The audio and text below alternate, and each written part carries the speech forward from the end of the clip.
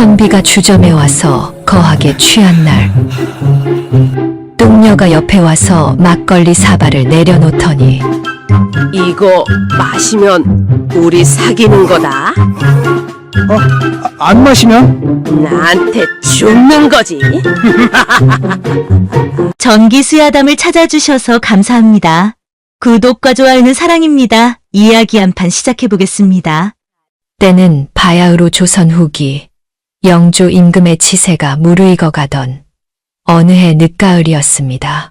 한양으로 향하는 길목 중 가장 높고 험하다는 경상도 문경세제, 그 가파른 고갯길에는 살을 내는 듯한 찬바람이 쌩쌩 불어대고 있었습니다. 그 쓸쓸한 산길 위로 바스락거리는 낙엽보다 더 위태로워 보이는 사내 하나가 비틀거리며 걸어오고 있었지요. 그의 이름은 이생, 나이는 29이요. 과거 낙방 경력만 도합 10년째인 만년 선비였습니다. 본래 훤칠한 키에 하얀 피부는 제법 귀공자의 태가 났으나 며칠을 굶은 탓에 볼은 염숙하고 눈 밑은 염한 것이 영락없는 말린 명태 꼴이었습니다. 백가죽과 등가죽이 상봉하여 회포를 푼 지도 어언 사흘째. 이생의 눈에는 이제 뵈는 것이 없었습니다. 길가의 돌멩이는 찐 감자로 보이고 굴러가는 솔방울은 고기 산적처럼 보이는 지경에 이르렀으니까요. 이생이 다 죽어가는 목소리로 중얼거렸습니다. 공자왈, 맹자왈, 다 필요 없다. 밥 한 숟갈만. 정신줄을 놓고 쓰러지기 일보 직전 이생의 코끝에 기가 막힌 냄새가 훅 끼쳐왔습니다.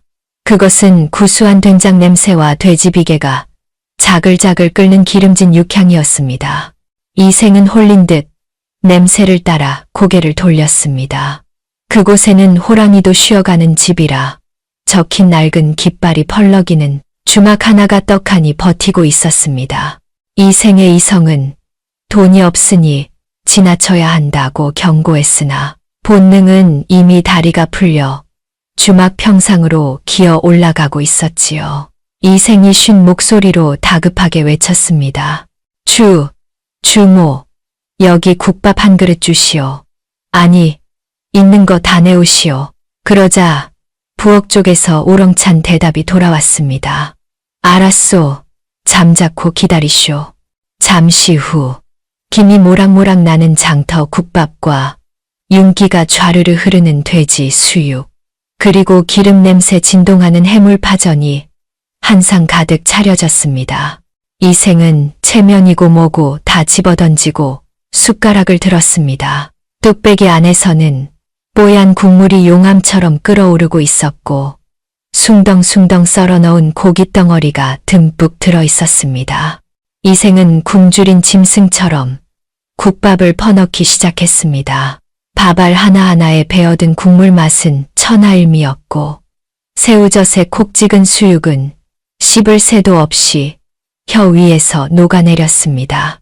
이생은 순식간에 국밥 3그릇과 수육 한 접시, 파전 2장을 개 눈 감추듯 먹어 치웠습니다. 배가 남산만하게 부르고 나니 그제야 정신이 돌아왔습니다. 그리고 동시에 등줄기에 식은땀이 흐르기 시작했지요. 아차, 나 전 재산 털어서 집신 샀지. 그의 괴나리 보찜에는 먼지뿐 엽전 한 벤 들어있지 않았습니다. 무전 취식, 조선 팔도에서 멍석마리를 당해도 할 말 없는 중죄를 저지른 것입니다. 이생은 눈알을 굴리며 주위를 살폈습니다. 다행히 점심시간이 지나 손님은 없었고 주모는 부엌에서 설거지하느라 달그락거리는 소리만 들려왔습니다. 지금이다. 도망치자. 밥값은 나중에 과거 급제해서 1000배로 갚으리라. 이생은 살금살금 평상에서 내려와 신발을 신으려 했습니다. 바로 그때였습니다. 어딜 그리 급하게 가시나. 계산은 하고 가셔야지. 등 뒤에서 들려온 목소리는 낮고 묵직했으나 묘하게 간드러지는 콧소리가 섞여 있어 더 공포스러웠습니다. 이생이 삐걱거리는 목처럼 고개를 돌리자 그곳에는 거대한 산맥이, 아니 여인 하나가 서 있었습니다. 그녀의 이름은 왕순. 이 문경세제, 주막의 주인이었습니다. 키는 이생보다 머리 하나가 더 컸고 저고리 소매를 걷어붙인 팔뚝은 웬만한 장정의 허벅지보다 굵었습니다.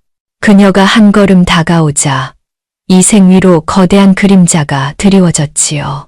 이생은 덜덜 떨며 뒷걸음질 치며 변명했습니다. 저기, 그게 말이오. 내가 지금 당장은 돈이 없으나 한양에 가서 급제를 하면.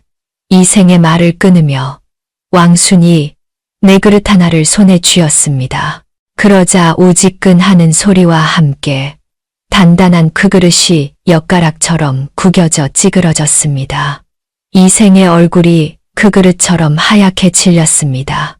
왕순은 찌그러진 그릇을 휙 던져버리고 이생의 코앞으로 성큼 다가왔습니다. 그러고는 낮고 으르렁거리는 목소리로 말했습니다. 돈이 없으면 몸으로 때워야지. 안 그래? 이생은 그 말에 기겁하며 올상을 지었습니다. 몸이라니요. 설마 저를 노비로 부리시려는 겁니까? 저는 힘쓰는 일은 쥐약입니다요. 그러자 왕순은 대답 대신 이생의 턱을 투박한 손가락으로 척 들어 올렸습니다. 그녀는 이생의 얼굴을 이리저리 뜯어보며 흥미롭다는 듯 혼잣말을 했습니다. 꼬라지는 말이 아니지만 씻겨놓으면 얼굴은 꽤 반반하겠어. 이보쇼, 선비 양반. 혹시 장가는 갔는가? 갑작스러운 질문에 이생은 눈을 동그랗게 뜨고 더듬거렸습니다. 아니요. 과거 공부하느라 아직 혼인은 하지 못했소만. 그건 왜 묻는 것이요? 이생의 대답을 들은 왕순의 입꼬리가 한쪽만 쓱 올라갔습니다. 그 미소는 수줍은 소녀 같기도 했고 먹잇감을 앞에 둔 호랑이 같기도 했습니다. 왕순은 만족스럽다는 듯 고개를 끄덕이더니 옆에 있던 큰 막걸리 대접을 탁자 위에 툭 하고 내려놓았습니다. 곧이어 뽀얀 막걸리가 찰랑거릴 정도로 가득 채워졌습니다. 왕순은 막걸리 대접을 이생의 손에 억지로 쥐어주며 이생의 귀에 대고 나직하게 속삭였습니다. 이거 다 마시면 나랑 사귀는 거다. 이생이 비명을 지르듯 되물었습니다. 예. 그러자 왕순은 빈 주먹을 꽉 쥐어 우두둑 뼈 소리를 내며 살벌하게 덧붙였습니다. 안 마시면 알지. 오늘이 제삿날인 줄 알아라. 선택지는 없었습니다. 마시면 애인, 안 마시면 고인이 되는 상황. 이생은 살기 위해, 오직 살기 위해 떨리는 두 손으로 거대한 막걸리 대접을 받아 들었습니다. 어머니, 불효자는 먼저 갑니다. 아니, 장가 갑니다. 이생은 눈을 질끈 감고 막걸리를 들이켰습니다. 꿀꺽. 모골대가 움직일 때마다 왕순의 흐뭇한 미소는 짙어졌고 이생의 눈가에는 또르르 맑은 눈물 한 방울이 흘러내렸습니다. 이것이 주막집 동녀와 종이 인형 선비의 잘못된 만남의 시작이었습니다. 숙취로 지끈거리는 머리를 부여잡고 눈을 떴을 때 이생의 눈앞에 펼쳐진 것은 낯선 천장이었지요.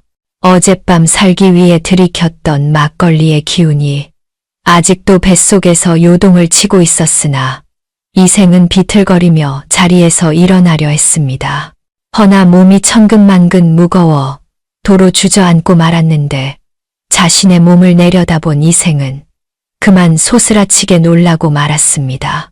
평생을 함께해온 기품 있는 옥색 도포는 온데간데 없고 언제 갈아입혀졌는지 모를 헐렁하고 거친 무명바지와 저고리를 입고 있었기 때문이지요. 까끌까끌한 천이 살칼에 닿을 때마다 이생은 소름이 돋아 몸서리를 쳤습니다. 이게 무슨 꼴이란 말인가. 내 도포, 내 갓은 어디 갔어.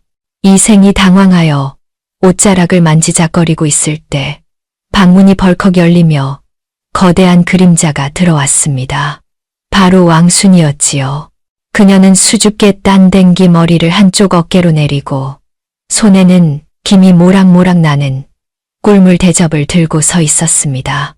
왕순이 콧소리를 한껏 섞어 말했습니다. 우리 이쁜 서방님, 일어나셨는가? 속 쓰릴까봐 꿀물 타왔으니 어서 드시게. 서방님이라니. 이생은 그 호칭에 등골이 오싹해지는 것을 느꼈으나 내색하지 못하고 뒷걸음질 치며 벽에 바짝 붙어 더듬거렸습니다. 이보시오 점주, 아니 낭자. 서방님이라니 당치 않소. 나는 그저 하룻밤 신세를 진 과객일 뿐인데. 그리고 내 옷은 어디 갔소? 이생의 물음에 왕수는 아무렇지 않다는 듯 어깨를 으쓱하며 대답했지요. 아, 그 거적대기 같은 옷. 어제 서방님이 마신 술값이랑 안주값이 얼만 줄 아시나? 그거라도 팔아야 본전이라도 찾지. 안 그렇소? 이생은 말문이 막히고 말았습니다. 왕수는 들고 있던 꿀물 대접을 바닥에 내려놓고는 솥뚜껑만 한 손바닥으로 이생의 등을 팡팡 두드리며 호탕하게 웃었습니다. 어머나, 우리 서방님도 참, 어제 그 많은 증인 앞에서 술 마시고 합방까지 약조해 놓고 이제 와서 딴소리하기요. 부끄러워 말고 어서 마셔. 마시고 밥 먹어야지. 그녀는 애정 표현이랍시고 등을 두드렸으나 종이 인형 같은 이생에게는 그것이 마치 곤장 세례와도 같았습니다. 왕순의 손바닥이 등에 닿을 때마다 이생의 몸은 깃털처럼 들썩거렸고 억소리와 함께 앞으로 고꾸라질 뻔했지요. 잠시 후 이생의 앞에는 입이 떡 벌어질 만한 아침상이 차려졌습니다. 머슴 밥그릇이라 불리는 커다란 사발에 흰 쌀밥이 산처럼 쌓여 있었고 그 위에는 큼직한 장어 꼬리와 생마늘이 수북하게 올라가 있었기 때문입니다. 이생이 질린 표정으로 물었습니다. 이걸 다 먹으란 말이오. 나는 아침엔 죽이나 조금 먹는 사람이오. 그러자 왕순이 눈을 흘기며 숟가락을 이생의 손에 쥐어 주었습니다. 남자가 비실비실해서 어디다 쓰나. 밤일, 아니, 주막일이라도 거들려면 힘을 써야 할 거 아니오. 잔말 말고 썩 씹어 넘기시게. 왕순의 강요에 못 이겨 이생은 꾸역꾸역 밥을 밀어 넣어야 했습니다. 배가 터질 것 같아 숟가락을 놓으려 하면 왕순이 어느새 다가와 아, 하세요. 라며 마늘을 입에 쑤셔 넣는 통의 이생은 눈물을 흘리며 공포의 사육을 당해야만 했지요. 점심때가 되자 주막은 인근 나무꾼들과 장사치들로 북적이기 시작했습니다. 거친 사내들은 주막 한 구석에 쭈그려 앉아 마늘을 까고 있는 이생을 보며 킬킬거렸습니다. 어이 주모, 저 멸치 같은 놈은 뭐요? 새로 들인 머슴인가? 그 말에 왕순이 국자를 탁 내려놓으며 눈을 부라렸습니다. 말 조심들 하쇼. 내 바깥 양반 될 사람이니까. 왕순의 폭탄 선언에 주막 안은 물을 끼얹은 듯 조용해졌다가 이내 폭소가 터져 나왔습니다. 푸아, 주모가 드디어 미쳤구먼. 저런 비실이를 어디다 쓴다고. 서방 삼아, 젓가락질이나 제대로 하겠나.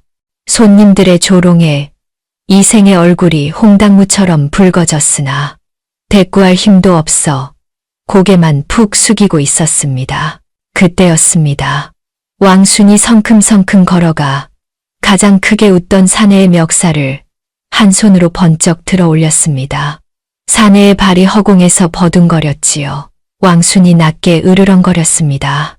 내 서방기 죽이지 마라. 한 번만 더 그따위 소리 짓거리면 이 국밥 그릇이랑 머리통 위치를 바꿔줄 테니까.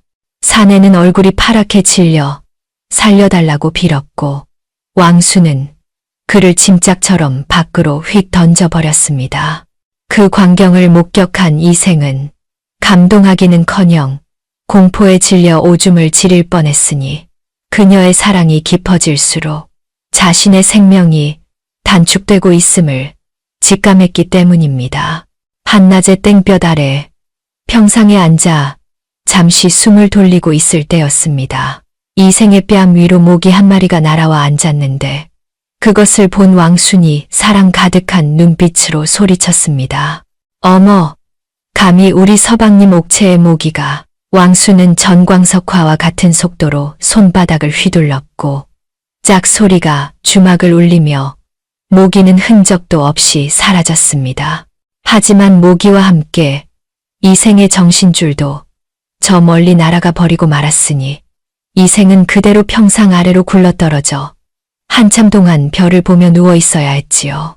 왕순은 어머, 서방님 괜찮소? 하며 그를 일으켜 세웠으나 이생의 뺨에는 붉은 손자국 5개가 선명하게 남아 욱신거리고 있었습니다. 이생은 그제야 뼈저리게 깨달았습니다. 이곳에 계속 있다가는 과거 급제는 고사하고 제명에 죽지 못할 것이라는 사실을 말입니다.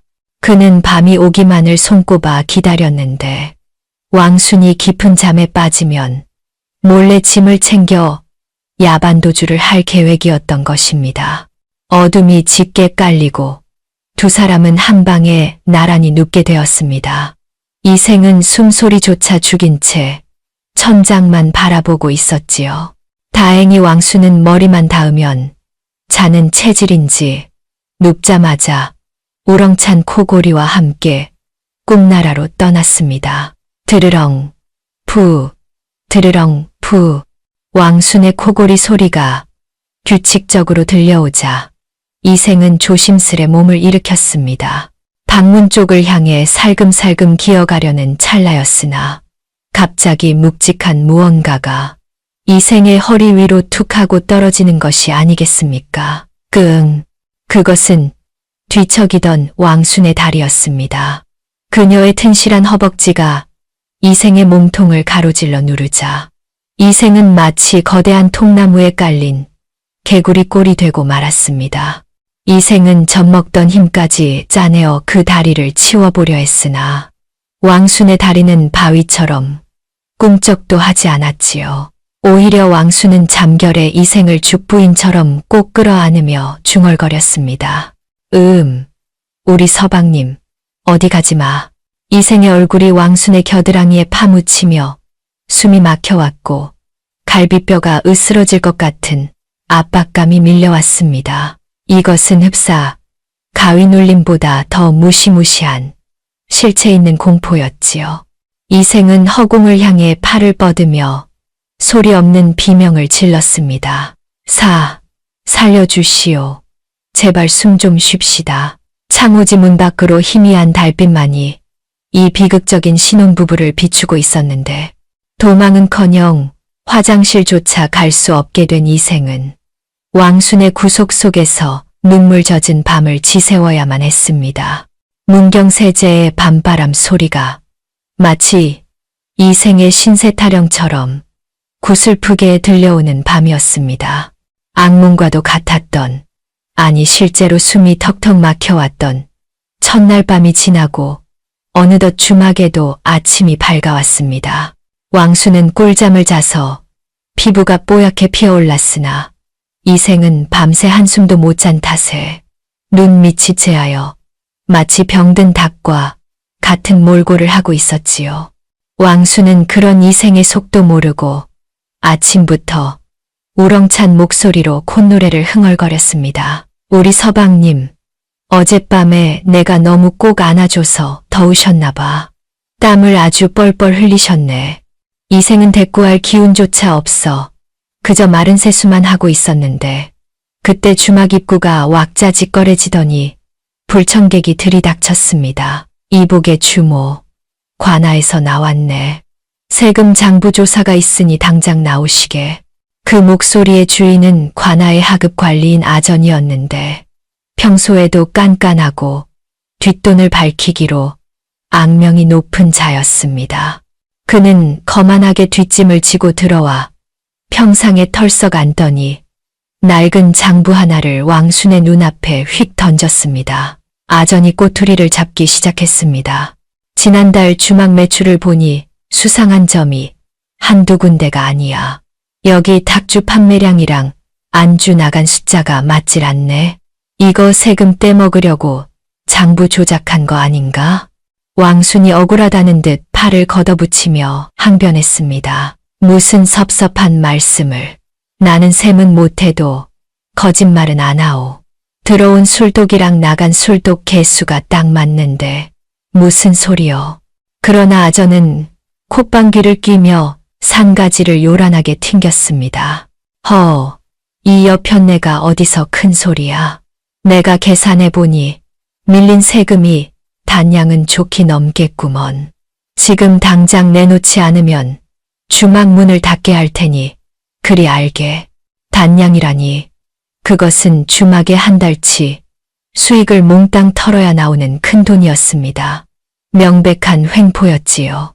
화가 머리끝까지 난 왕순의 눈썹이 꿈틀하더니 그녀의 손이 부엌칼도 아닌 무시무시한 무쇠 국자로 향했습니다. 왕순이 으르렁거리며 한 발짝 다가섰습니다. 이 쥐새끼 같은 양반이 사람을 뭘로 보고 오늘 아주 국물 맛 좀 볼 테냐. 아전은 겁을 먹기는커녕 오히려 잘 걸렸다는 듯 목을 빳빳이 세웠습니다. 과나 사람에게 손을 대는 순간 그것은 업무방해 죄가 되어 곤장을 맞거나 옥살이를 해야 했으니까요. 왕순이 분을 이기지 못하고 국자를 높이 쳐드는 일촉즉발의 순간이었습니다.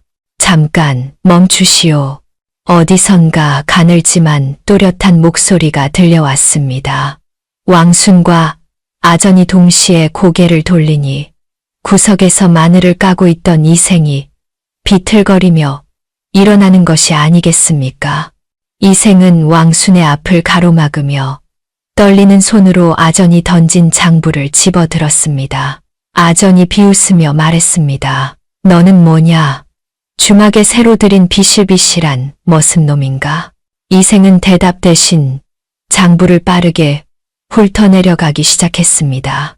방금 전까지 왕순의 다리에 깔려 죽어가던 종이 인형의 눈빛은 온데간데 없고 글자를 읽는 선비의 눈매는 마치 매처럼 날카롭게 빛나고 있었지요. 10년간 낙방하며 밥 먹고 한 짓이라고는 책 읽고 셈하는 것뿐이었으니 이생에게 이깟 장부의 오류를 찾아내는 건 식은 죽 먹기보다 쉬운 일이었습니다. 이생이 차분하게 입을 열었습니다. 아전 어른, 계산이 틀리셨습니다. 여기 탁주 20독을 닷새 동안 팔았다고 적혀 있는데 관아의 세법에 따르면 묵은 술은 감가상각하여 세금을 반으로 줄여주게 되어 있습니다. 또한 여기 안주값 계산에 중복해서 더해진 숫자가 있군요. 이생은 옆에 있던 붓을 들어 순식간에 숫자를 고쳐서 내려갔습니다. 그의 손놀림은 우아하면서도 거침이 없었습니다. 경국대전 호전편을 보시면 영세한 주막의 경우 흉년이 든 해에는 세금을 3할 감면해 준다는 조항도 있지요. 이를 모두 적용하여 다시 계산하면 우리가 내야 할 세금은 단량이 아니라 다푼이면 충분합니다. 이생의 논리 정연한 반박에 아전의 입이 떡 벌어졌습니다. 법 조항까지 들먹이며 조목조목 따지고 드니 셈법으로 사기를 치려던 아전은 말문이 막히고 말았지요. 아전이 당황하여 말을 더듬었습니다. 아니, 내 놈이 그걸 얻지 않으냐? 그러자 이생은 붓을 탁 내려놓으며 어깨를 으쓱해 보였습니다. 그리고는 생전 처음으로 으름장을 놓아보았지요. 만약 이대로 부당한 세금을 징수하신다면 제가 이 장부를 들고 직접 사또 나으리를 찾아가 재심을 청구하겠습니다. 그리 되어도 괜찮으시겠습니까? 아전은 얼굴이 벌개져서 씩씩거리다 결국 장부를 낚아채고는 꽁무니를 빼며 도망쳤습니다. 두고 보자. 재수 없는 놈. 아전이 사라지고 나자 주막에는 정적만이 감돌았습니다. 왕수는 멍하니 이생을 바라보고 있었지요. 방금 전까지 바람만 불어도 날아갈 것 같던 그 약골 선비가 붓 한 자루로 거만한 관리를 쫓아내버린 것입니다. 왕순의 심장이 쿵쾅거리기 시작했습니다. 그것은 화가 나서가 아니라 난생 처음 느껴보는 묘한 두근거림이었습니다. 붓을 쥐고 있는 이생의 하얀 손가락이 그리고 지적인 눈빛이 어찌나 섹시해 보이던지 왕순은 침을 꿀꺽 삼키고 말았습니다. 왕순이 발그레한 얼굴로 이생에게 다가갔습니다. 서방님, 아니 이선비님, 붙잡으니까 사람이 달라 보이네. 어찌 그리 똑똑하오? 이생은 그제야 긴장이 풀려 다리가 후들거렸으나 짐짓 점잖은 척 뒷짐을 지며 헛기침을 했습니다. 선비가 글을 읽고 셈을 하는 건 당연한 이치 아니겠소. 내 비록 힘은 없으나 이 정도는 식은 죽 먹기지요. 왕수는 감동한 눈빛으로 이생의 옷깃을 여며주었습니다. 이제 이생은 단순한 애완 머슴이 아니라 주막에 없어서는 안 될 귀한 지략가 역할로 격상된 것입니다. 왕순이 수줍게 물었습니다. 서방님, 머리 쓰느라 배고프지 않으시오? 내 특별히 암탉 한 마리 잡아서 백숙 끓여올 테니 기다리시게. 이생은 백숙이라는 말에 화색이 돌았으나 한편으로는 불안감이 엄습했습니다. 저 여자가 몸보신을 시켜준다는 것은 오늘 밤 또다시 그 무시무시한 사랑의 포옹을 견뎌야 한다는 뜻이기도 했으니까요. 허나 칭찬은 고래도 춤추게 한다 했던가요. 이생은 처음으로 왕순에게서 인정받았다는 사실에 묘한 뿌듯함을 느끼며 도망갈 생각은 잠시 접어두고 얌전히 텐마루에 앉아 백숙을 기다리기로 했습니다. 물론 이것이 더 큰 폭풍의 전조인 줄은 꿈에도 모른 채 말입니다. 그날 이후 주막의 풍경은 미묘하게 달라졌습니다. 이생이 아전의 코를 납작하게 눌러준 사건은 왕순에게 크나큰 충격과 감동을 안겨주었으니 그녀는 이제 이생을 단순한 애완 머슴이 아닌 우리 집 복덩이로 대우하기 시작했지요. 물론 몸보신을 시켜준답시고 산뱀을 잡아와 고아 먹이려 한다거나 엉덩이를 토닥인다는 게 꼬리뼈를 강타하는 과격한 애정 표현은 여전했지만 말입니다. 이생 또한 왕순에 투박하지만 진심 어린 마음에 조금씩 익숙해져 가고 있었습니다. 비록 밤마다 가위 눌림에 시달릴지언정 그녀가 차려주는 고봉밥을 먹으면 10년 묵은 체증이 내려가는 듯 했기 때문이지요. 그러던 어느 화창한 오후였습니다. 평화롭던 주막 입구에 요란한 말발굽 소리와 함께 비단 가마 한 채가 들어섰습니다. 뒤따르는 하인들만 10수명에 달했으니 딱 봐도 보통 내기가 아니었습니다. 가마 문이 열리고 비단신을 신은 사내가 거만하게 내렸는데 그의 얼굴을 본 이생은 그만 숨이 턱 막히고 말았습니다. 그는 바로 한양 세도가의 자제이자 이생과 함께 과거 시험을 준비했던 동기 최도령이었습니다. 부유한 집안 덕에 돈으로 벼슬을 샀다는 소문이 파다한 이생이 가장 경멸하면서도 열등감을 느꼈던 바로 그 인물이었지요. 최도령은 부채를 채락 펼치며 주막을 둘러보다가 마당에서 마늘을 까고 있던 이생을 발견하고는 눈을 가늘게 떴습니다. 이게 누구신가? 만년 낙방생 이생 아니신가? 자네가 어찌 이런 누추한 곳에서 궁상맞게 마늘이나 까고 있는가? 이생은 쥐구멍이라도 있으면 숨고 싶은 심정이었습니다.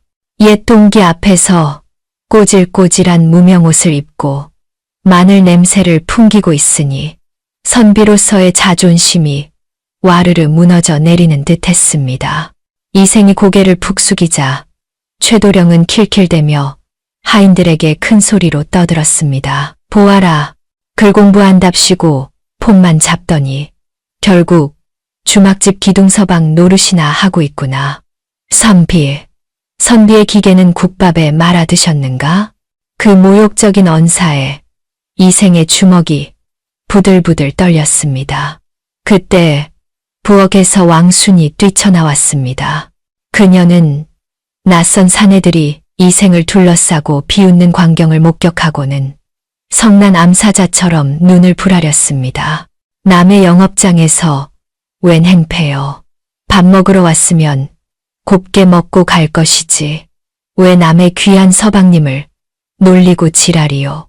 왕순의 걸걸한 욕설에 최도령의 얼굴이 구겨졌습니다.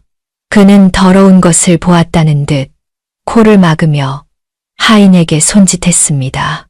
어허, 천한 것들이 말버릇하고는. 이복의 주모, 내 긴 말하지 않겠네. 이 주막터가 명당이라 내가 별장을 지으려 하니 돈은 섭섭지 않게 쳐줄 테니 당장 비우게. 왕순이 코웃음을 쳤습니다. 돈이면 다 되는 줄 아시오. 이 주막은 우리 아버지, 할아버지 때부터 지켜온 내 목숨 같은 곳이오. 천금을 준대도 못 파니 썩 꺼지시오. 단호한 거절에 최도령의 눈빛이 매서워졌습니다. 그는 품에서 엽전 꾸러미를 바닥에 내동댕이 치며 차갑게 명령했지요. 좋은 말로 할 때 듣지 않는군. 얘들아, 뭣들 하느냐. 이 냄새나는 주막을 싹 다 갈아엎어라. 기둥 하나 남기지 말고 부숴버려. 최도령의 명령이 떨어지자마자 10수명의 건장한 하인들이 몽둥이를 들고 주막 기물을 때려 부수기 시작했습니다. 장독이 깨지고 평상이 뒤집히는 아수라장이 펼쳐졌습니다. 왕순이 비명을 지르며 달려들려 하자 이생이 앞을 막아섰습니다. 이번에도 지난번처럼 말로 해결할 수 있을 거라 믿었기 때문입니다. 이생은 떨리는 다리를 애써 감추며 최도령 앞을 가로막고 외쳤습니다. 이복의 최도령, 이것은 엄연한 사유재산 침해요. 국법에 따르면 타인의 재물을 손괴한 자는 곤장 100대에 처한다고 명시되어 있네. 자네가 아무리 세도가라도 국법을 어길 수는. 그러나 이생의 말이 채 끝나기도 전에 최도령의 발길질이 이생의 명치를 강타했습니다. 크허, 이생은 외마디 비명과 함께 바닥에 나뒹굴었습니다. 최도령은 쓰러진 이생의 머리를 비단신으로 짓밟으며 비릿하게 웃었습니다. 국법, 곤장, 이 미련한 친구야. 우리 아버지가 형조판서 친구일세. 내가 곧 법이고 내 말이 곧 국법이야. 땡전 한 푼 없는 내 놈이 법전을 읊어봤자 누가 들어줄 것 같으냐? 이생은 숨이 막혀 컥컥거리면서도 반박할 말을 찾지 못했습니다. 머리로는 알고 있었으나 가슴으로 외면해왔던 현실, 즉 힘없는 정의는 무능일 뿐이라는 차가운 진실이 뼈저리게 사무쳤기 때문이지요. 그때였습니다. 이생의 입가에서 흐르는 피를 본 왕순의 눈동자가 붉게 뒤집혔습니다. 그녀는 짐승 같은 괴성을 지르며 하인들 사이로 뛰어들었습니다. 이 썩을 놈들아, 감히 내 서방님을 건드려. 왕순의 괴력은 실로 공포 그 자체였습니다. 그녀가 몽둥이를 휘두르는 하인의 팔을 잡아 비틀자 우두둑 소리가 났고 달려드는 두 명의 장정을 양손으로 멱살을 잡아 서로의 머리통을 박치기 시켜버렸습니다. 왕순은 마치 성난 황소처럼 날뛰며 주막의 기둥만한 통나무를 뽑아 풍차 돌리기를 시전했습니다. 으아!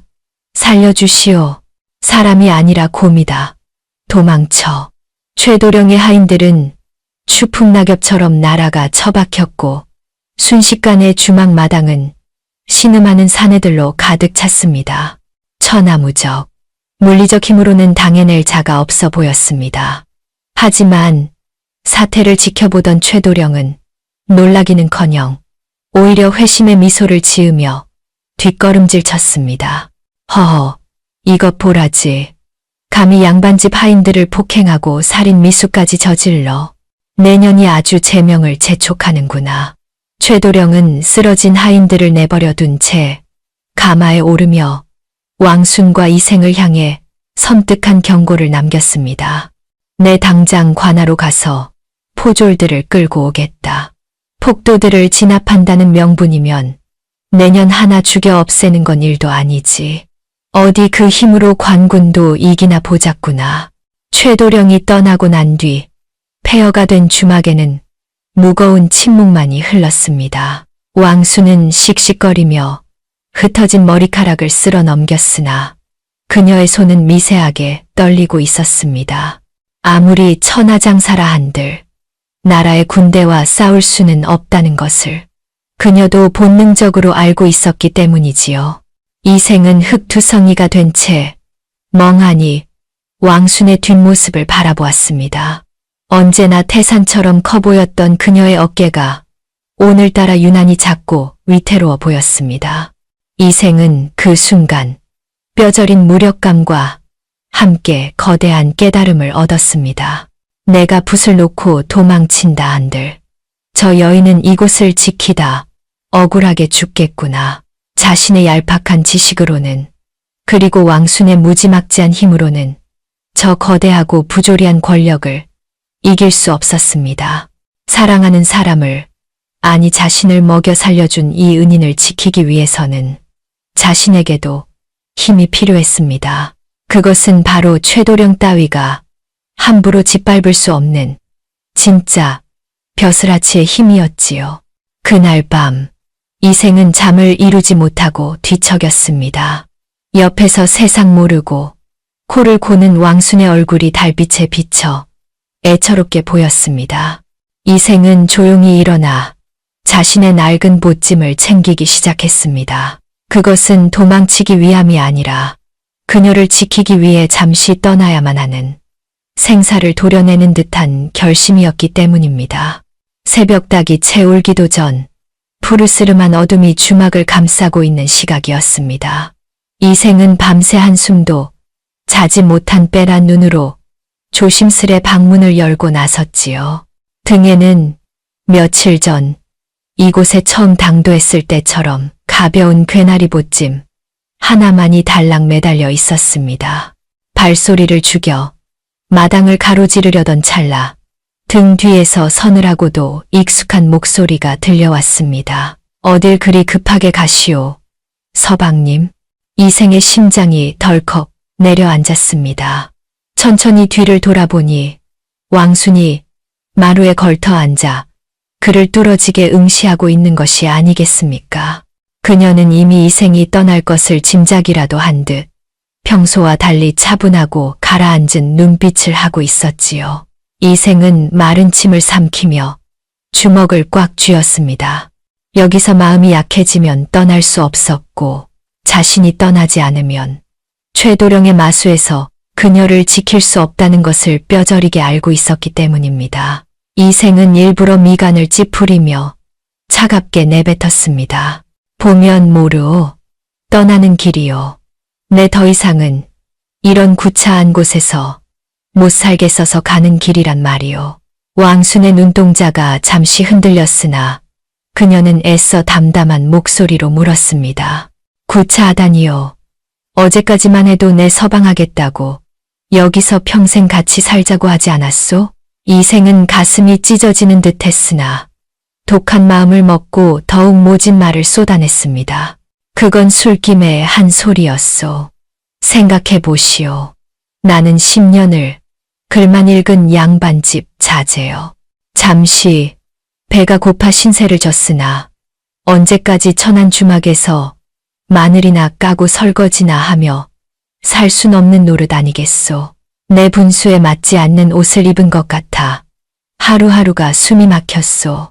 이생의 말은 비수가 되어 왕순의 가슴에 꽂혔습니다. 평소 같았으면 당장 멱살을 잡고 들어 올렸을 왕순이었으나 그녀는 힘없이 고개를 떨구고 말았습니다. 사실 그녀 또한 알고 있었기 때문입니다. 학식 높고 고운 이선비가 기름 냄새 진동하는 주막에 어울리지 않는 사람이라는 것을, 언젠가는 그가 있어야 할 넓은 세상으로 날아가야 할 학이라는 것을 말이지요. 무거운 침묵이 흐르고 왕순이 천천히 몸을 일으켰습니다. 그녀는 부엌으로 들어가더니 잠시 후 김이 모락모락 나는 주먹밥 덩어리와 묵직한 엽전 꾸러미를 들고 나왔습니다. 왕수는 이생의 보찜에 그것들을 찔러 넣어주며 덤덤하게 말했습니다. 그렇소. 서방님 말이 맞소. 내 욕심에 귀한 분을 너무 오래 붙잡아 두었구려. 가시오. 가서 보란 듯이 과거 급제하여 다시는 이런 주막 따위 쳐다도 안 보게 높으신 양반이 되시오. 이생은 보찜의 무게보다 왕순의 진심이 더 무겁게 느껴져 어깨가 무너질 것만 같았습니다. 당장이라도 무릎을 꿇고 거짓말이다. 사랑한다고 외치고 싶었으나 그러기엔 그들이 처한 현실이 너무나 가혹했지요. 이생은 입술을 깨물며 고개를 끄덕이고는 뒤도 돌아보지 않고 대문을 나섰습니다. 고마웠소. 부디 건강하시오.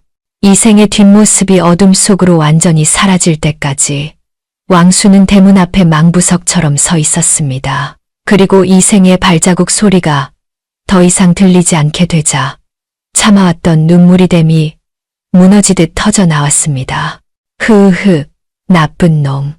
비실비실한 주제에 밥은 잘 챙겨 먹고 갈 것이지. 왕수는 이생이 늘 앉아 마늘을 까던 텅 빈 평상을 쓰다듬으며 목 놓아 울었습니다. 천하장사라 불리던 그녀였으나 떠나가는 정인을 잡을 힘은 없었던 것입니다. 한편 문경세제 고갯길을 오르던 이생 역시 꼴이 말이 아니었습니다. 그는 보찜을 끌어안고 쪼그려 앉아 어린아이처럼 엉엉 울고 있었지요. 왕순이 싸준 주먹밥에서는 고소한 참기름 냄새가 진동했고 엽전 꾸러미에는 그녀가 평생 장사하며 모았을 피땀 어린 돈이 들어 있었습니다. 순아, 미안하다. 내가 정말 미안하다. 이생은 주먹밥을 한 입 베어 물었으나 목이 메어 넘어가지 않았습니다. 입안 가득 퍼지는 짭조름한 밥알이 마치 모래알처럼 까슬거렸기 때문이지요. 이생은 주먹밥을 우물거리며 걸음을 옮겼으나 자꾸만 목이 메어 가슴을 쳐야만 했습니다. 씹을수록 배어 나오는 것은 고소한 참기름 맛뿐만이 아니었습니다. 그것은 어머니를 일찍 여의고 10년간 찬방에서 홀로 지내던 자신에게 난생 처음으로 사람의 온기를 알려준 왕순의 투박한 사랑 맛이었기 때문이지요. 문득 지난 밤들이 주마등처럼 스쳐 지나갔습니다. 잘 때마다 숨이 막힌다며 투덜거렸으나 사실 왕순의 그 무거운 다리와 품이 없었다면 칠흑 같은 어둠 속에서 얼마나 외로웠을까요? 모기를 잡아준답시고 뺨을 때려 기절시키긴 했으나 체했을 때는 그 소뚜껑만 한 손으로 밤새도록 등을 쓸어주던 여인이었습니다. 그녀의 괴력은 이생을 아프게 한 것이 아니라 세상의 모진 바람으로부터 종이인형 같은 자신을 부서지지 않게 꽉 붙들어준 버팀목이었던 것입니다. 바보 같은 놈, 이제야 알겠구나. 내가 너를 피해 도망치고 싶었던 게 아니라 내 초라한 모습이 부끄러워 숨고 싶었던 것임을. 이생은 보찜끈을 생명줄처럼 꽉 움켜쥐었습니다. 이제야 명확해졌습니다. 그는 단순히 밥을 주는 주모를 위해 가는 것이 아니었습니다. 자신의 영혼을 채워준 유일한 정인, 왕순을 위해 가는 길이었습니다. 기다려라. 내 붓끝으로 천하를 호령하는 힘을 얻어 기필코 너에게 가장 어울리는 든든한 서방이 되어 돌아올 것이니. 동터오는 새벽 붉은 해를 바라보는 이생의 눈빛은 더 이상 흔들리지 않았습니다. 비로소 그는 껍데기만 선비가 아닌 한 여인을 목숨 걸고 지키려는 진짜 사내가 되어 한양 땅을 밟고 있었던 것입니다. 이생이 한양 땅을 밟은 지도 어언 보름이 지났습니다. 그는 남산 기욤의 허름한 초가집 사랑방에 새방을 얻어 짐을 풀었으나 방 안에 냉기는 문경세제의 칼바람보다 더 뼛속 깊이 파고들었습니다. 과거가 코앞이라 한양의 내로라 하는 선비들은 밤낮으로 책을 읽느라 여념이 없었으나 정작 비장한 각오로 상경한 이생의 방에서는 책장이 넘어가는 소리 대신 한숨 소리만 땅이 꺼져라 들려오고 있었지요. 이생은 책상 앞에 앉아 책을 펼쳤으나 글자가 둥둥 떠다니더니 이내 왕순의 얼굴로 변하여 윙크를 하는 통에 도무지 집중을 할 수가 없었습니다. 에잇, 공자님 말씀도 귀에 안 들어오고 맹자님 말씀도 눈에 안 들어오니 이를 어찌한단 말인가. 설상가상으로 밤이 깊어지자 방바닥은 얼음장처럼 차가워졌습니다. 이생은 아궁이에 불을 지피려 끙끙대며 부지깽이를 놀렸으나 평생 불만 잡던 손이라 불은커녕 매캐한 연기만 방 안에 가득 채울 뿐이었지요. 콜록거리며 눈물을 쏟던 이생은 문득 지난 밤들을 떠올렸습니다. 잠버릇이 고약하다며 투덜거렸으나 사실 소미불보다 더 따뜻하고 묵직했던 왕순의 그 튼실한 다리와 품이 사무치게 그리워진 것입니다.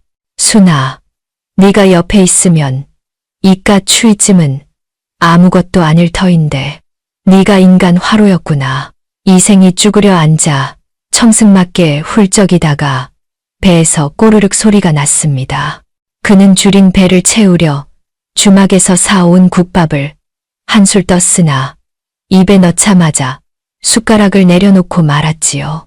한양에서 제일 가는 맛집이라 하여 줄을 서서 사온 국밥이었으나 이생의 입에는 그저 소금물에 푼 맹물 맛처럼 밍밍하기 그지없었기 때문입니다. 맛이 없다. 맛이 없어.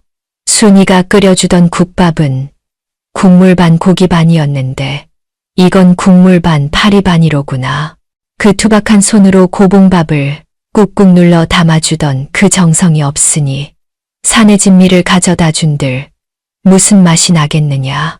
이생은 결국 밥상을 물리고 왕순이 싸주었던 보찜 속 텅 빈 주먹밥 펑것만 얼굴에 비비며 끙끙 앓아누웠으니 이것은 의원도 못 고친다는 지독한 상사병이었습니다. 한편 주인이 떠나버린 문경세제, 주막의 풍경 또한 처량하기는 매한가지였습니다.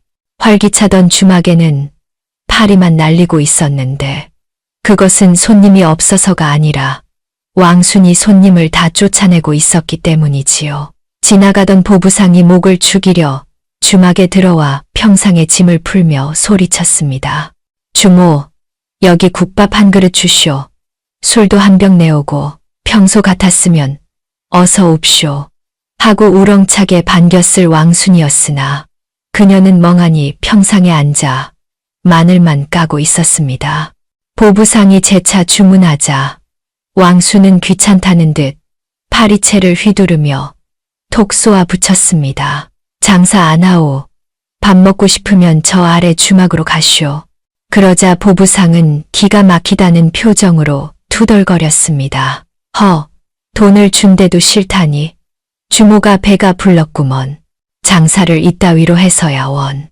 손님의 비아냥거림에 왕순의 눈썹이 꿈틀하더니 그녀가 쥐고 있던 생마늘이 으지직 소리를 내며 가루가 되어버렸습니다. 그 살벌한 악력과 형형한 눈빛에 놀란 손님은 아이고, 사람 살려 하고 걸음아 나 살려라 도망을 쳤고 주막은 다시 적막강산이 되었지요. 그때 마을의 오지랖 넓은 공배 할멈이 혀를 차며 다가왔습니다. 들쓴 순이 너 이러다 주막 다 말아먹겠다. 그나저나 그 비실이 서방은 어디 갔누?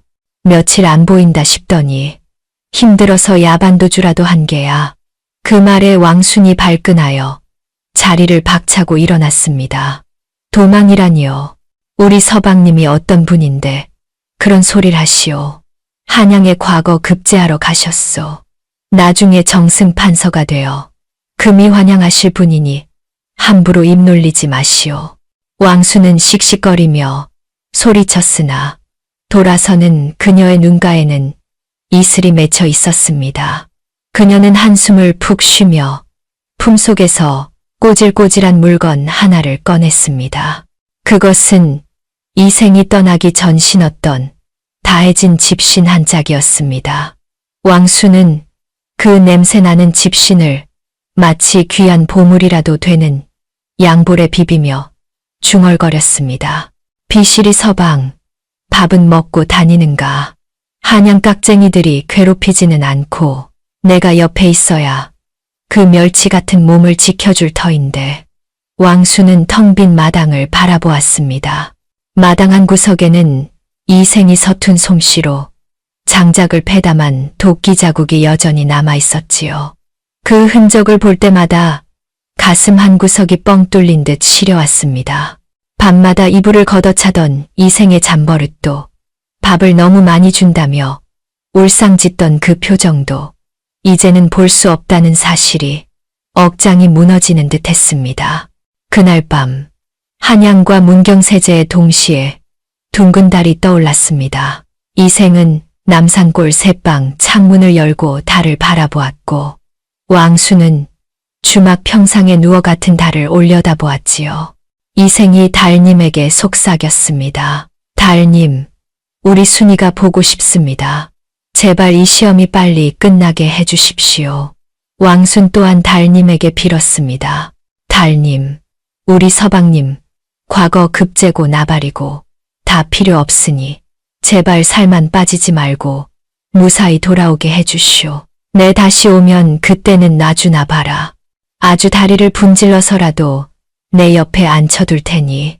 비록 몸은 천리길 떨어져 있었으나 서로를 향한 마음만은 보름달처럼 꽉 차오르고 있었으니 이 애틋하고도 살벌한 그리움은 다가올 운명의 나를 위한 폭풍 전야와도 같았습니다.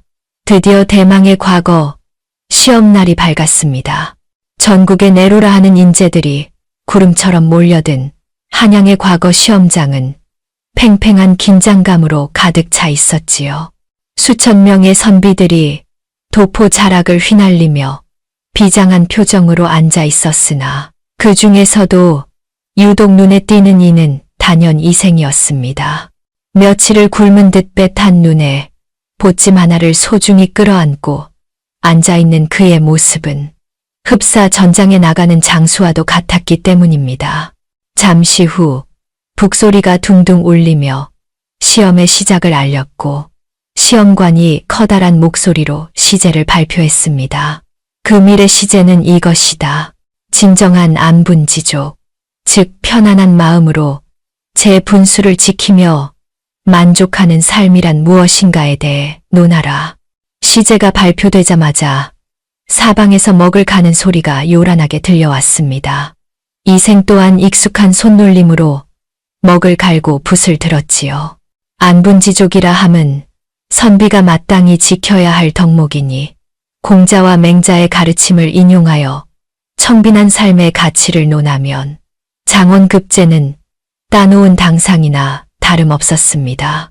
이생은 자신만만하게 붓끝에 먹물을 묻혀 종이 위로 가져갔습니다. 하오나 이상하게도 붓끝이 종이에 닿으려는 찰나 손이 부들부들 떨리며 한 글자도 써지지 않는 것이 아니겠습니까? 이생은 당황하여 심호흡을 하며 마음을 다잡으려 했습니다. 진정하자. 이것만 잘 쓰면 된다. 이것만 쓰면 나는 벼슬아치가 되고 순이에게 떳떳하게 돌아갈 수 있다. 허나 머릿속에서 모범 답안을 떠올릴수록 가슴 한 구석이 돌덩이를 얹은 듯 답답해져 오는 것을 느꼈습니다. 벼슬길에 올라 임금님을 보필하고 백성을 다스리는 삶. 그것이 과연 자신의 진정한 행복인가 하는 의문이 꼬리에 꼬리를 물고 피어올랐기 때문이지요. 이생은 눈을 감고 자신이 꿈꾸던 성공한 삶을 그려보았습니다. 관복을 입고 가마를 탄 채 호령하는 모습이 떠올랐으나 그 옆에는 왕순이 없었습니다. 오히려 그의 머릿속을 가득 채운 것은 문경세제 주막의 낡은 평상과 찌그러진 막걸리 잔, 그리고 투박한 손으로 고봉밥을 퍼주며 많이 처먹어라 하고 등짝을 때리던 왕순의 환한 미소였지요.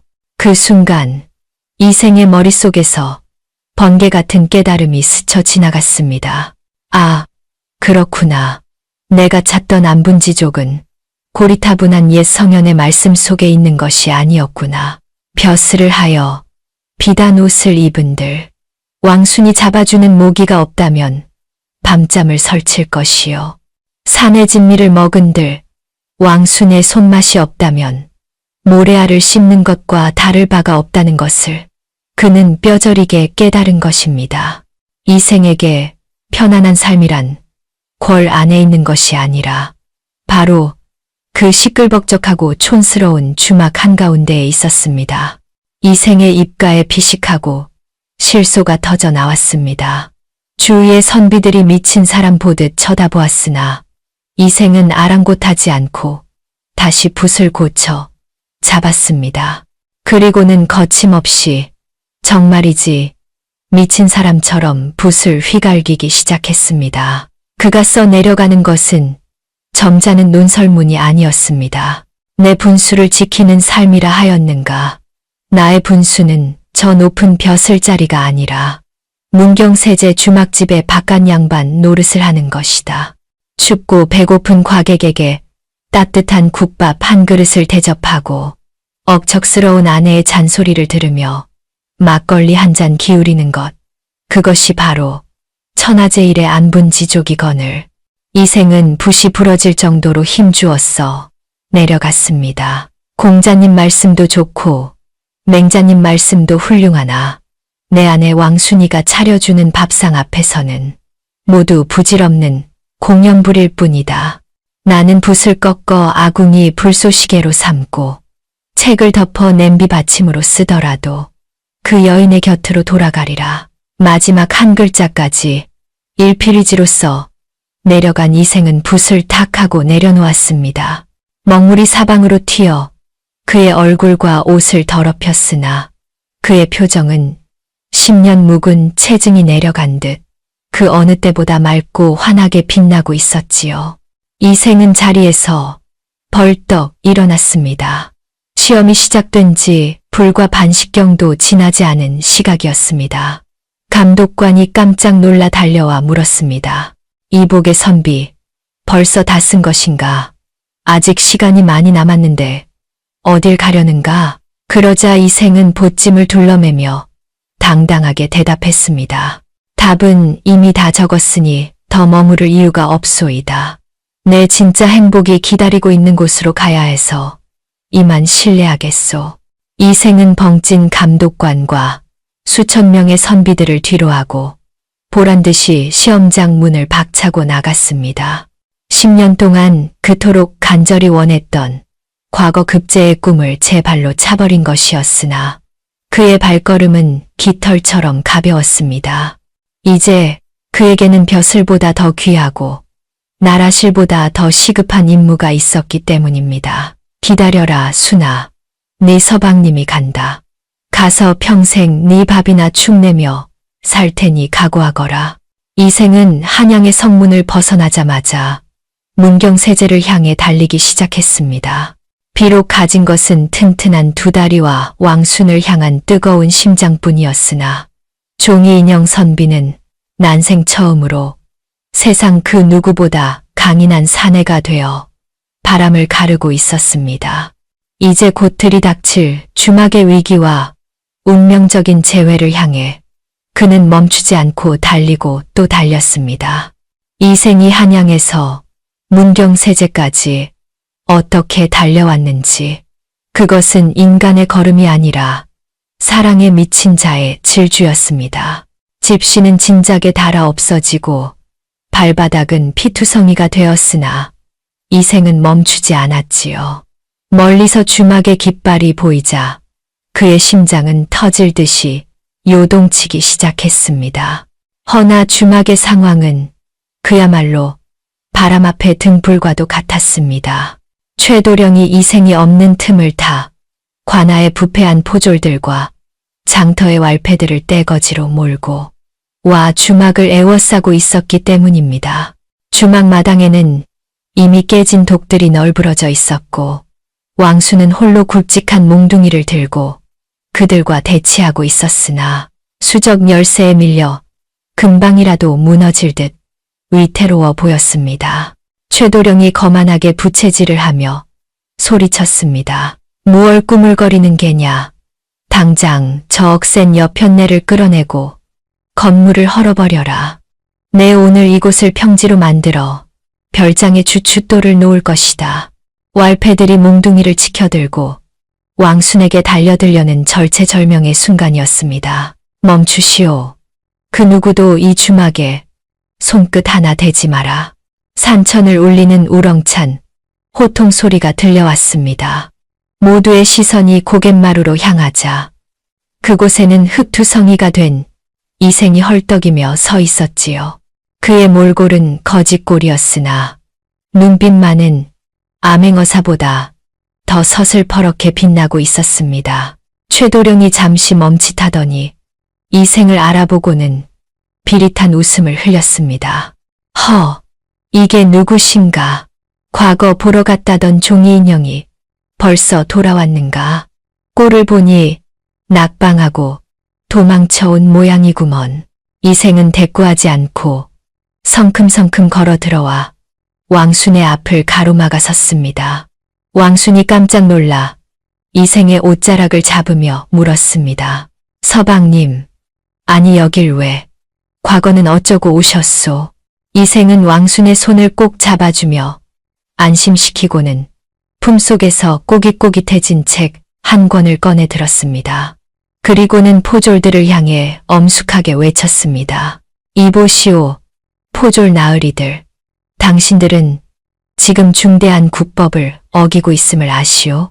경국대전 형전 제10조에 따르면 사유재산을 관의 허가 없이 강제로 침탈하거나 파손하는 자는 장형 80대에 처한다고 명시되어 있소. 이생의 입에서 법 조항이 줄줄 흘러나오자 무식한 왈패들과 포졸들은 웅성거리기 시작했습니다. 이생은 기세를 몰아 더욱 강하게 몰아붙였지요. 또한 최도령이 주장하는 소유권은 명백한 허위요. 민법상 30년 이상 시료 지배한 토지는 점유권을 인정받는 바. 이 주막은 대대로 왕순 낭자의 가문이 지켜온 적법한 땅이란 말이오. 만약 당신들이 지금 이 건물을 부순다면 이는 단순한 철거가 아니라 특수재물 손괴죄이자 직권남용의 공범이 되어 모두 옥살이를 면치 못할 것이오. 내 한양에서 오는 길에 사헌부에 이 사실을 고발하고 왔으니 곧 감찰들이 들이닥칠 것이오. 이생의 논리 정연하고도 서슬퍼런 으름장의 포졸들은 겁을 집어먹고 슬금슬금 뒷걸음질 쳤습니다. 사헌부라는 말에 얼굴이 사색이 된 것이지요. 다급해진 최도령이 악을 썼습니다. 저놈의 주둥이를 닥치게 해라. 다 거짓말이다. 그냥 밀어버려. 내가 책임진다니까. 최도령이 돈주머니를 흔들며 재촉하자 돈에 눈이 먼 왈패들이 다시금 몽둥이를 들고 달려들었습니다.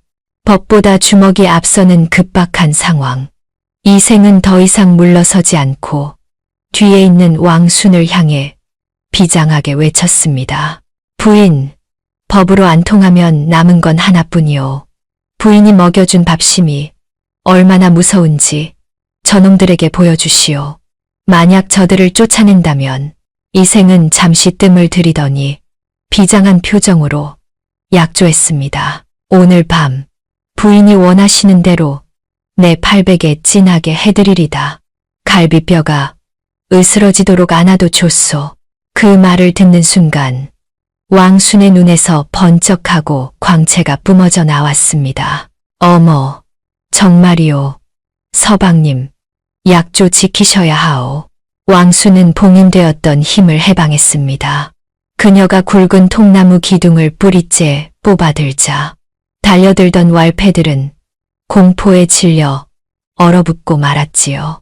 왕순은 마치 파리채를 휘두르듯 통나무를 붕붕 돌리며 기합을 넣었습니다. 으라차차, 감히 내 서방님을 힘들게 해.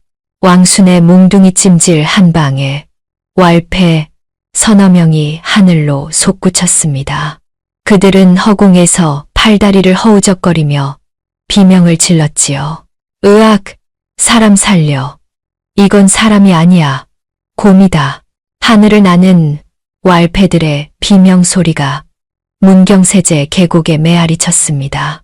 이생은 그 옆에서 날아오는 먼지를 피하며 훈수를 두었지요. 그렇지.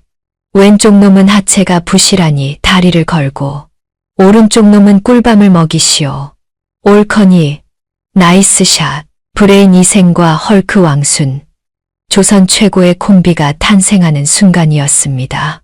순식간에 상황은 정리되었고 혼자 남은 최도령은 왕순이 다가오자 오줌을 지리며 도망치고 말았습니다. 두고 보자. 내가 다시 돌아올 테다. 주막에는 다시 평화가 찾아왔습니다. 왕순은 거친 숨을 몰아쉬며 통나무를 내려놓고는 이생에게 다가와 걱정스런 눈빛으로 물었습니다. 서방님, 다친 데는 없소. 헌데, 과거는 정말 어찌 된 것이오. 장원 급제하신 것이오. 이생은 피식 웃으며 고개를 저었습니다. 급제는 무슨, 답안지에 부인 생각만 잔뜩 쓰고 나왔소. 벼슬아치가 되어 나라실 하느니 평생 부인 옆에서 국밥이나 나르는 게 내 천직인 듯하오. 그 말에 왕순의 눈시울이 붉어졌습니다. 천하를 호령할 인재가 자신 때문에 꿈을 포기했다는 죄책감과 자신을 선택해 준 고마움이 뒤섞여 눈물이 핑 돌았기 때문이지요. 왕순이 울먹이며 이생의 가슴을 투박하게 쳤습니다. 이 바보 같은 양반아, 거기가 어디라고 그냥 와. 내가 뭐라고. 이생은 휘청거리면서도 왕순을 꼭 안아주었습니다. 당신은 나를 숨쉬게 하는 사람이요. 벼슬보다 당신이 끓여주는 된장국이 더 귀하단 말이요. 그러니 이제 나 좀 책임지시오. 그렇게 두 사람은 서로를 부둥켜 안고 한참을 웃고 울었습니다. 세월이 흘러 어느덧 3년이란 시간이 지났습니다. 문경세제 주막은 이제 조선 팔도에서 모르는 사람이 없을 정도로 유명한 맛집이 되어 있었지요. 소문난 브레인, 이생이 주막의 경영을 맡아 체계적으로 관리하고 힘센 왕순이 진상 손님을 퇴치하며 맛깔난 음식을 내놓으니 장사가 안 될 리가 없었습니다. 어느 한가한 오후, 살이 포동포동하게 올라 제법 귀티가 흐르는 이생이 평상에 앉아 왕순을 불렀습니다. 여보, 일도 다 끝났는데 시원하게 한잔합시다. 왕순이 행주치마에 손을 닦으며 다가와 앉자 이생은 예전 그날처럼 막걸리를 사발 가득 따랐습니다. 그리고는 짓궂은 미소를 지으며 왕순에게 잔을 건넸지요. 자, 받으시오. 왕순이 잔을 받으려 하자 이생이 잔을 살짝 빼며 콧소리를 섞어 말했습니다. 이거 마시면 우리 둘째 갖는 거다. 안 마시면 오늘 밤 내가 삐질 거다. 일장과는 완전히 뒤바뀐 그러나 더없이 행복한 협박이었습니다. 왕순은 얼굴이 홍당무처럼 붉어지더니 사랑이 가득 담긴 등짝 스매싱을 날리며 소리쳤습니다. 어머, 서방님도 참 대낮부터 못하는 소리가 없어. 그러자 이생이 행복한 비명을 질렀습니다. 아, 여보, 등뼈 나가겠소. 이생의 엄살 섞인 비명소리와 왕순의 호탕한 웃음소리가 문경세제 고갯마루를 넘어 멀리 퍼져나갔습니다. 밥심으로 시작해 진심이 된 두 사람의 사랑 이야기는 그렇게 오래오래 전설처럼 전해지게 되었답니다.